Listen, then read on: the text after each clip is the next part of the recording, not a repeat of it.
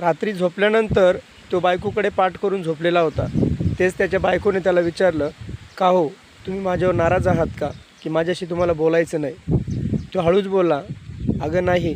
डोळ्यात पाणी, डोक्यावर टेन्शन अशा अवस्थेत तो तिला हळूच बोलला, अगं मी तुझ्यावर नाराज नाही, परंतु ऑफिसमध्ये माझ्या मित्राची बायको गेले असं कळलं तेव्हा सगळेजण त्याच्या दुःखामध्ये सामील होते.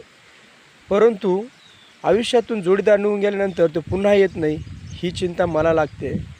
आणि तो तिला सांगत होता, जोपर्यंत जोडीदार जवळ आहे तोपर्यंत त्याची काळजी घ्यायला पाहिजे आणि त्या व्यक्तीबद्दल विचार करायला पाहिजे. वाद घालून काहीच मिळत नाही.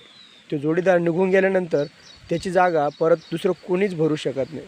आता बघ ना, माझ्या मित्राची बायको गेली, त्याला किती दुःख, 2 मुलं मागं, आणि त्याला ऑफिसचं काम, इतर सगळ्या गोष्टी तू कसं करणार? या चिंतेने मला पण चिंता वाटते, तू जर गेली तर माझं कसं होणार? म्हणून मी थोडासा दुःख आणि थोडेसे अश्रू घेऊन झोपलो होतो. पण तू माझ्यावर इतकं प्रेम करतेस, मला भीती वाटते की तू जर गेली तर माझं काय होईल? म्हणून तर मला चिंता आहे.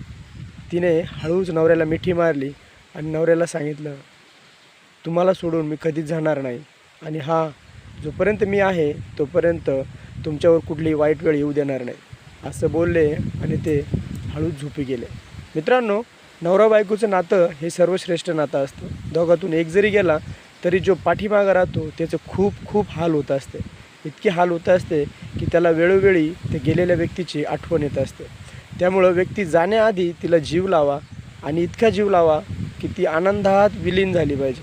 मित्रांनो, ही सत्य गोष्ट आहे की नवरा बायको हे एकमेकाशिवाय कधीच राहू शकत नाही. त्यांच्यामध्ये वाद होतात, परंतु ते एकमेकांना कधीच सोडत नाही. आणि ज्या दिवशी दोघातून एक जातो